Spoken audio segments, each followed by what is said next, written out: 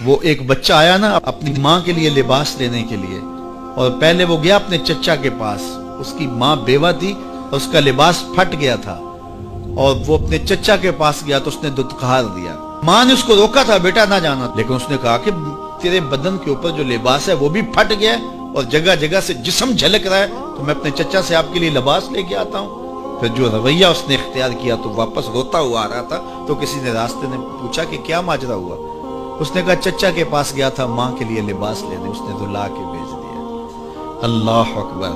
تو اس نے کہا کہ جا سین حرم میں محمد نام کا ایک شخص بیٹھا ہوا ہے، اگر تو اپنا دکھڑا اس کے سامنے پیش کرے تو وہ امید ہے تمہیں رد نہیں کریں گے، لیکن سن لے ان کا دین کوئی اور ہے۔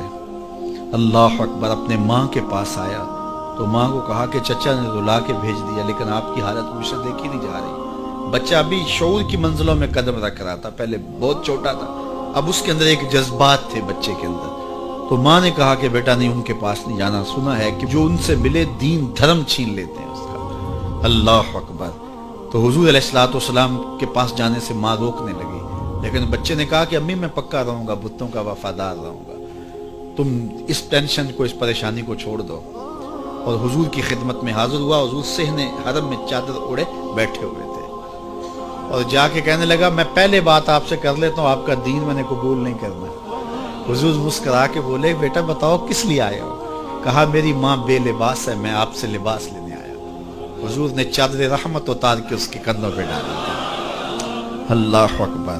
وہ واپس آ گیا اور ماں پر حضور کی چادر اڑائی۔ اللہ اکبر۔ اور ماں نے کہا کہ بیٹے اس نے اپنا دین تو نہیں تجھے دیا؟ کہا نہ، میں نے پہلے کہہ دیا تھا تیرے دین نہیں مانوں گا۔ ماں کہنے لگی پتر اس کا دین ماننا چاہیے، یہ جس نے رحمت کی چادر ہمارے سر پہ تار دی۔ اللہ اکبر۔ تیری تک کے ادامہ میں مرید ہو گئے۔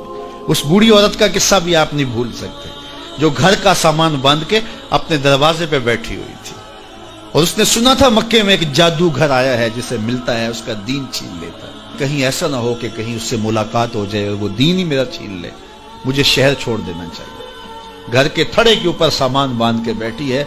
حضور بھی گزرے، اس نے دیکھا تو کہا بھتیجے یہ سامان میرے سر پہ رکھ دے۔ حضور نے سامان اٹھایا، دیکھا تو بوجھل تھا، وزنی تھا، اور بڑھیا کو دیکھا تو کمزور تھی، تو کہا کہ بڑھیا اگر چاہو تو جہاں چاہتی ہو میں خود نہ چھوڑا۔ اس نے کہا اس سے بڑی مہربانی کیا ہوگی؟ حضور نے سامان اٹھایا ہوا ہے اور بڑھیا سے باتیں بھی کرتے جا رہے ہیں۔ تو بڑھیا کو کہا کیوں جا رہی ہے؟ اس نے کہا کہ سنا ہے یہاں ایک جادوگر ہے جو لوگوں کا دھرم لوٹ لیتا ہے، لوگوں کا دین لوٹ لیتا ہے۔ میں نے ساری زندگی بتوں سے وفا کی، میرے آباء و اجداد نے بتوں سے وفا کی ہے، میں چاہتی ہوں دین اجداد ہاتھ سے چھوٹ نہ جائے، آخر اس شہر میں رہتی ہوں کہیں مل نہ جائے۔ خیر حضور نے کچھ نہیں کہا، اس کا سامان نہیں پھینک دیا کہ ٹھیک ہے تم پھر جاؤ۔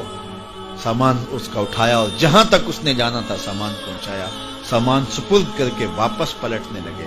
تو اس نے کہا بچے اپنا نام تو بتا دے، لوگ کہیں گے کہ مکہ چھوڑ آئی ہو تو بتاؤں گی ایک جادوگر کے دکھ سے چھوڑ آئی ہوں، تو وہ کتنا برا بھلا کہیں گے شہر مکہ کو کہ جس مکہ سے لوگ نقل مکانی کرنے پہ مجبور ہو گئے۔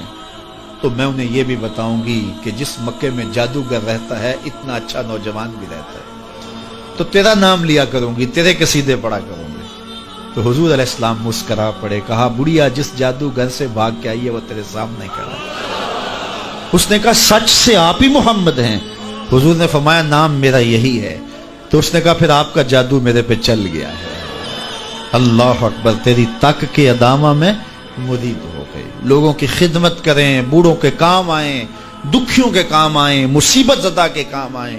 حضور یتیم ہو کے یتیم پرور تھے، لاچاروں کی مدد کرتے، لوگوں کے گھروں میں پانی بھر کے دے دیتے، اور دکھیوں کے کام آ جاتے اور مصیبت زدوں کے کام آ جاتے۔